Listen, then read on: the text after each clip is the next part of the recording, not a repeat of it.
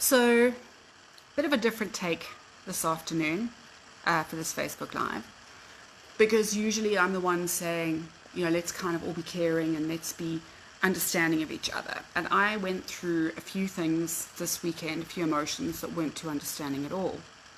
And they all came off the back of a series of comments that I saw across Facebook and across Twitter from people who are really battling with the lockdown. And I understand that, and I've deliberately stepped away from any kind of judgment on that, because we're all battling with different aspects of it. But the thing that I found very triggering was, and as I say, I saw it 3 times, and when I saw it the 3rd time, I thought, I've got to say something about it. 3 times I saw people saying how they don't know how Anne Frank did it. They feel like Anne Frank. How did Anne Frank not kill her family? And the last one actually was when somebody said, I feel like Anne Frank. It made me so mad. And it made me mad for a number of reasons. It made me mad because The Diary of Anne Frank is one of the most powerful, amazing books that I think any person could ever read. But certainly as a young girl, I read it at the age of 12, and it changed my life. This is actually my daughter's copy, and I was going through it after I saw that last comment, because I was thinking to myself, am I overreacting? Is it just that other people haven't read this and realize how unspeakably amazing this youngster was? I mean, she was a little girl, and you can't feel like Anne Frank, because what we're going through is very different. So first I got mad because I thought, there's Anne Frank and her family. I think there were 7 of them. I stand to be corrected. I don't remember all of the details. I'll be lying if I say I did. And there were 7 of them in, I think it was across 2 floors, but they were very narrow. And they were in there for a good 2 years. Every time she made a noise, it came with it the understanding that could be the end of her entire family. So imagine being a little girl with a family, not all of whom you get on with. I mean, she was very, and I opened some of the parts of the book to read, where she says, she's talking about living with her family. She says, I don't fit in with them. I felt that clearly in the last few weeks. They're so sentimental together, but I'd rather be sentimental on my own. They're always saying how nice it is with the 4 of us, and that we get along so well, without giving a moment's thought to the fact that I don't feel that way. And I think we've all felt like that particular thing. But none of our lives are in danger the way hers was. So my fury, and was proper fury, came from the fact that I thought, for you to sit there in your air-conditioned apartment with your beautiful balcony and your downstairs gardens, those of you who do already have a garden, I know I have one, to sit there saying, I feel like Anne Frank, or how did Anne Frank stand it for 700 days? Well, her life was on the line. Her life was being threatened. She couldn't speak. She couldn't do anything. She had no Wi-Fi. I told my kids this. They were both aghast. What do you do with no Wi-Fi? She had nothing. The only entertainment she had was the entertainment that she made for herself, writing her diary. So I was going to go on this massive rant about how selfish we all are in our lives of privilege. And then I thought, number one, there is nothing more annoying than when someone says we, as though we are all feeling the same thing. But number 2, what would it be like to actually be Anne Frank? Because one thing she did do amazingly well was try and live with hope in what was a hopeless situation. She was incredible. She didn't get on well with her mom. And if you read the first almost 2/3 of the diary, about 2/3 in, she actually says, I've just read back over this and I'm so angry with my mom. And she made a concerted effort to try and spend more time looking out for her mom and seeing the best in her mom. So even at that age, she was looking for how she could be better in a situation where no one could be blamed for going absolutely off their head.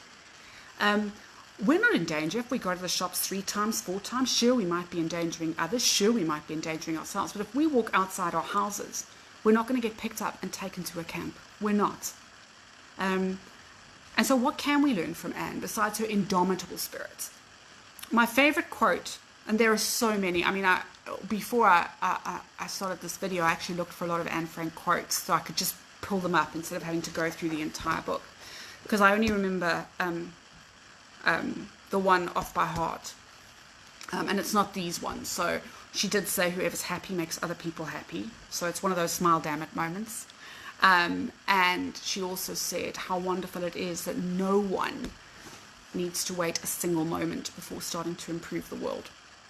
And she had that right there and then, how she tried constantly to be nice, even when it wasn't in her nature. And she was another person who liked to be solitary. She liked it a lot. And she didn't have that opportunity. Only when she was writing her diary did she really get that privacy. But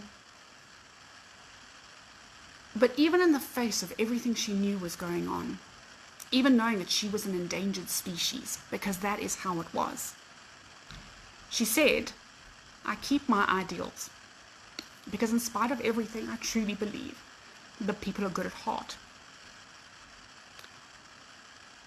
And I often think of that when I think of what it must have felt like when the Nazis found them.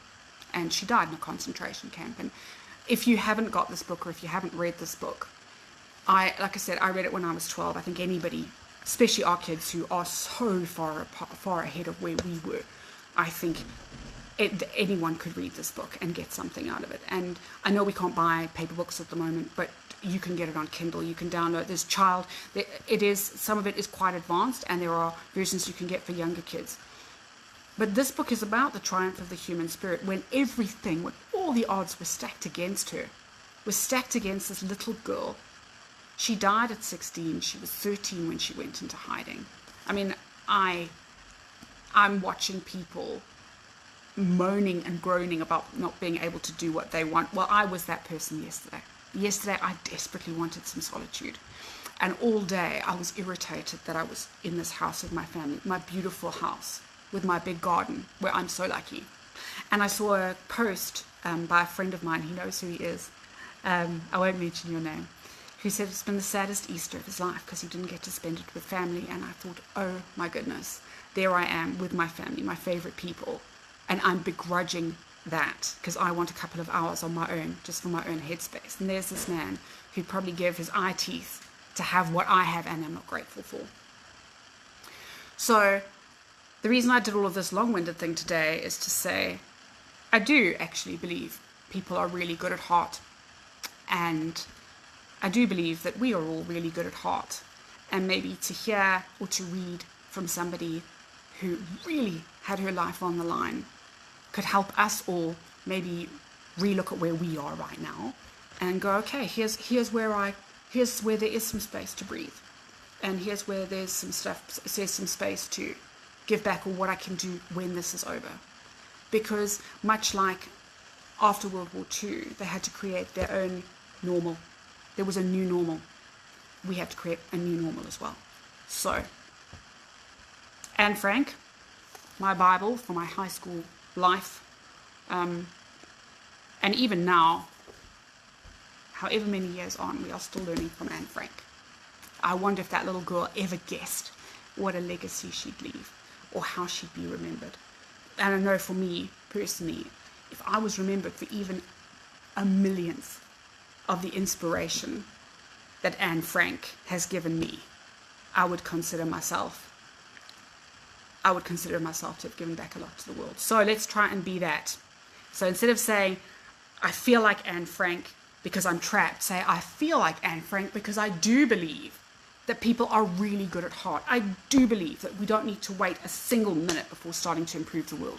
And I do believe that whoever is happy will make other people happy too. In that respect, then you can say, let's be like Anne Frank. Thank you for tuning in.